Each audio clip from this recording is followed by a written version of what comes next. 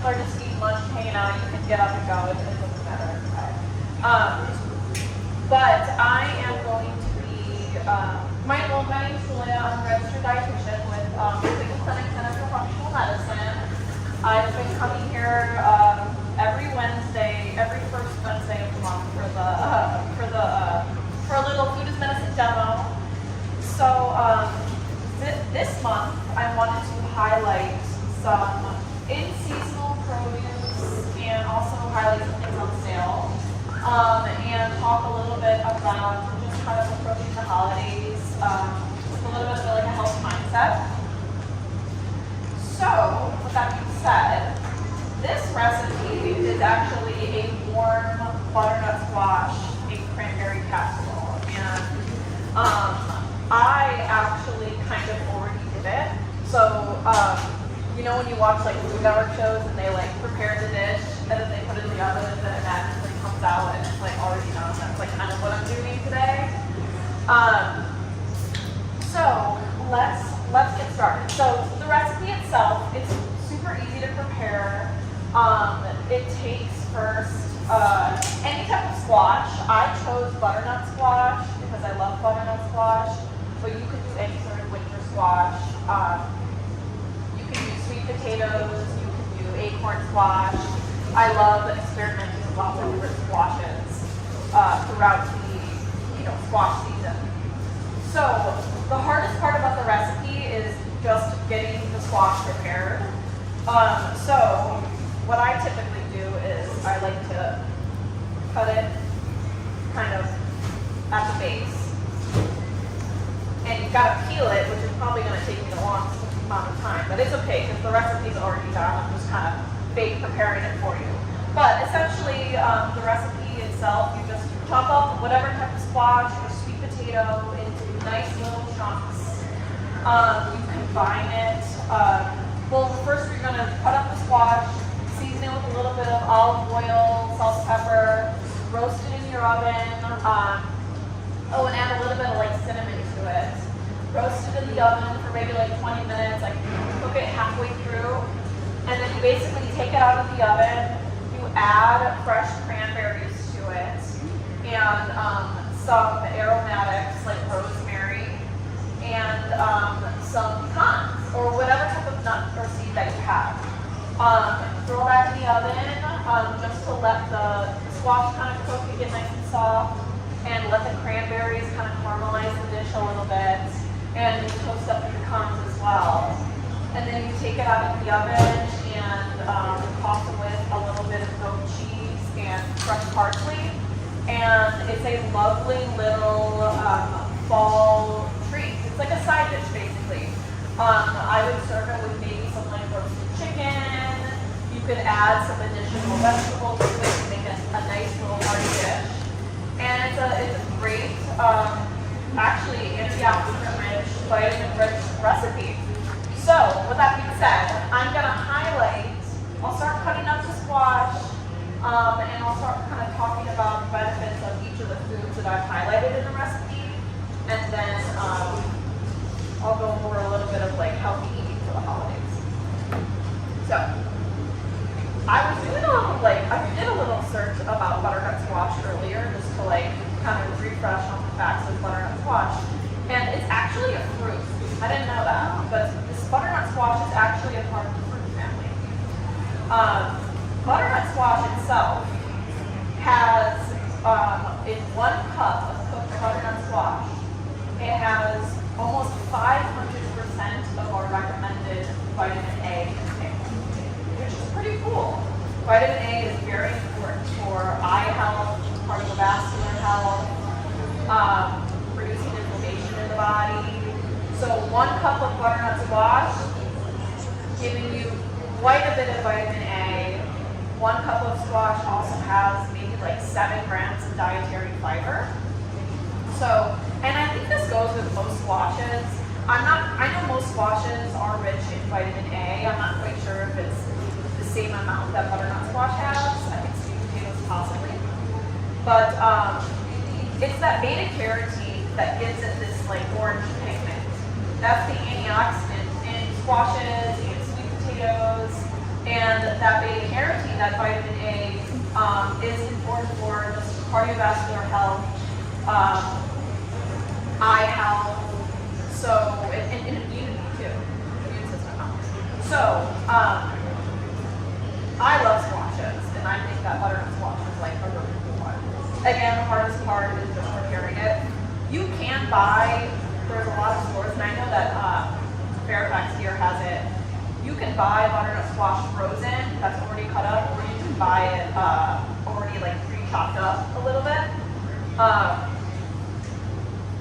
which is very, very simple. But it actually only takes about 30 minutes in the oven. So with this recipe, I'm gonna only do a little bit just because we're obviously not eating this today. I'm just kind of doing a little sample of how to prepare it.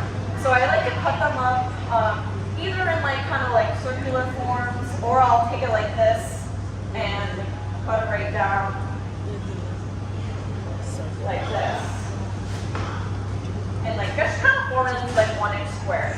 So essentially you chop up your squashes or your sweet potatoes, and they form nice little rinds that you can make really easy little square pieces there. So again, the hardest part about the dish is just getting that squash prepared. It took me maybe, take maybe 5 minutes to put it all together. So essentially what you do is you prepare this nutrient-dense squash, sweet potato, whatever it may be, throw it in your dish. We're going to toss it with some anti-inflammatory cinnamon. I know that I have used cinnamon before in my cooking demonstrations. I love cinnamon. Cinnamon, especially Ceylon cinnamon, has been shown to lower our blood sugar, so and insulin resistance. So I love incorporating cinnamon, and even in kind of like some savory dishes, because it really brings out the natural sweetness.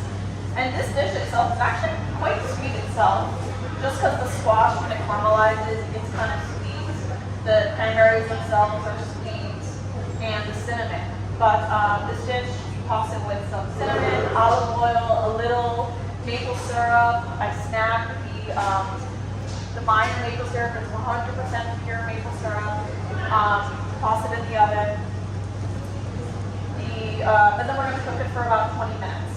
Cranberries, I prefer that you use the fresh cranberries versus dried.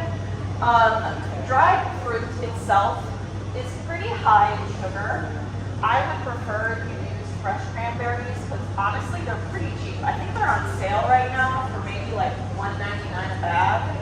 And cranberries are really powerful antioxidant-rich fruits. I think they kind of are, they're not utilized as much. They're kind of underutilized, but they really have a lot of powerful antioxidants. When I was looking into cranberries, they have anthocyanin, which is kind of gets into that dark pigment. So cranberries, blueberries, strawberries, most like dark berries have this powerful antioxidant in it called anthocyanins. And cranberries themselves are pretty cool because they have a type of antioxidant. It's like phytoanthocyanin. It's hard to pronounce, and I don't forget exactly how to spell it. But it actually prevents bacteria in our urinary tract from forming urinary tract infections. So I know that some people who get chronic urinary tract infections actually are recommended to eat cranberries very regularly because it's that anthocyanin, it's that antioxidant that can actually help prevent the bacteria from kind of forming under the urinary tract. So I know that's a little bit of a weird information, but I thought that's really cool with cranberries. So again, this is the Food is Medicine workshop, and like even a delicious recipe like this has so many benefits to it. So essentially what you do is you toss it in the oven, take it out about 20 minutes later, mix up this cooked squash, toss in about a cup of cranberries. I think a cup of fresh cranberries. You then toss in the cranberries. I picked pecans for this recipe because I love pecans, but you can do walnuts, you can do chopped almonds. Pecans have a lot of vitamin E, which is really important for heart health, so I highlighted these. I think it's cool to keep a bunch of different nuts seeds in your pantry. You know, keep things diverse. I think I'm very biased towards walnuts. I think walnuts are like the best nut to have on hand. I think they look like little brains. So like, of course, they're super good for you, and the highest in omega-3s, which are, you know, help resolve inflammation and you know, cardiovascular health. So pick any nut, toss it in when you toss in the cranberries and the chopped rosemary. Rosemary, and in general, herbs and spices, another way that you can use food as medicine without even, you know, changing much into recipes. And it's very, very easy. I think a lot of people, especially in America, like the standard American diet, we do not use as many herbs and spices as we really should. Herbs and spices are powerful sources of concentrated vitamin, nutrients, and antioxidants. So a lot of patients that come to functional medicine, not only are we encouraging a whole foods-based diet that has a wide variety of colorful-rich plant compounds, but we really do encourage incorporating more herbs and spices, cooking, dried herbs, fresh herbs, and rosemary itself, again, powerful in antioxidants and phytonutrients. Rosemary has been shown to improve cognitive functioning. There was a study that I read about earlier. People who had inhaled fresh rosemary, like, improved their cognitive functioning up to like 50%, or it was some sort of cool study that was done. So, you know, just smelling rosemary, growing them, herbs and spices themselves obviously make your dishes taste so much better, but they really are adding more nutrient density to your diet. So I would consider this dish a very nutrient dense dish itself because of the herbs, the spices. We got, you know, this dish itself, because of there's so much vitamin A and vitamin C in both of the squash and the cranberries, a very immune boosting, nutrient dense meal itself. I forgot to say that squash, I read, has 1 cup of cooked squash has over 50% of our daily intake of vitamin C. So vitamin A, vitamin C, super rich in squash. So next on the list, while I kind of clean up a little bit, is I'm actually just going to start comparing showing what actually happens. So you cook it in the oven, you throw in the cranberries and the rosemary and the squash, and it comes out to this little, it's like a little casserole. I call it a casserole, but it's kind of like just like a sheet tray. You could throw it in a sheet tray, or you could use kind of a baking dish, as long as the sheet tray is kind of lined, because the cranberry juices themselves kind of like, you know, you gotta make sure you cover it. But take it out of the oven. I chopped up rosemary, and then I kind of also put 1 like sprig of rosemary just to like boost up the, you know, make it look cool, boost up the flavor. And then what you do is you add in the goat cheese. I picked goat cheese for the recipe. You can omit cheese altogether, but I think the cheese gives it a little bit of kind of creaminess, and the dish itself, honestly, is quite salty, quite sweet. And even though it only uses a little bit of maple syrup, there's so much natural sweetness. The goat cheese, the kind of like savory goat cheese, you can even use like an herb roasted, like an herb. I looked at Fairfax, and they have a bunch of herb goat cheeses. Gives it a nice little like savory, little salty kind of, balances out a little bit. So, if I can open up this goat cheese. Basically what you do is you just, what did I have? About a 1/4 cup of goat cheese, which is probably maybe like 3/4 of this little packet. It's really eyeballing. I'm a big eyeball cook. Some people don't like a lot of cheese. Other people like a lot of cheese. Goat cheese, I picked goat cheese because I like the way it tastes. But then also goat cheese is more digestible than cow's milk cheese. Because the fat content is a little bit lower, or the fat molecules are a little bit smaller, and there's less lactose in goat cheese versus cow's milk So if you kind of notice you know, eating some milk-based items like ice cream and yogurt, tend to get some digestive upset. Maybe try some like goat's milk cheese because it's got lower lactose. So I'm just kind of crumbling up this goat cheese a little bit, you know, into more bite-sized pieces. This specific goat cheese is quite creamy. So it's gonna, you'll notice it kind of sticks to your fingers a little bit. It's gotta kind of like squeeze it out, but I prefer goat cheese in this recipe. So what you basically do is you crumble up a bunch of goat cheese. I think this would be a lovely like Thanksgiving side dish. And then what I'm gonna do is let me switch gloves actually. I gotta I think this would be a lovely Thanksgiving side dish. You can make them, you can,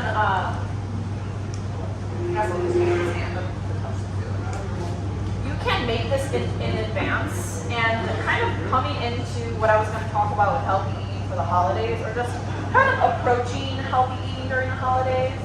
I think planning ahead is really important. If you're serving a bunch of people and you are a little bit nervous about building, you know, what to cook and building, you know, balanced meals, and, you know, especially if there's somebody coming that might have some, you know, specific dietary restrictions, planning your meal in advance is really, really helpful. So that's number one, planning your menu, doing as much in advance to prepare. I know for Thanksgiving, when I was, you know, with my younger and staying with my parents, my parents used to own a restaurant, so they kind of knew how to approach like cooking for a large amount of people. They used to do that a lot. And my mom would always, you know, a couple days before Thanksgiving, she'd be washing the vegetables, cutting up the carrots and the celery for the stuffing, and like really just preparing, not really necessarily cooking, just kind of preparing things and getting it ready to be cooked. It makes the day of very, very smooth, especially if you've got company coming over and you want to like socialize with them and you don't want to be spending your whole entire time in the kitchen. Doing any sort of preparing before is going to be super helpful, especially if you're planning your meals and you know, you've got appetizers to prepare, you know, you've got maybe a cheese board to prepare. You can do anything in advance and get it out of the way before, so the day of you're not totally stressed and enjoy yourself as much as you can. What I like to tell people, and I guess my approach to like healthier eating for the holidays is, number one, I wouldn't want you to not eat your favorite comfort foods.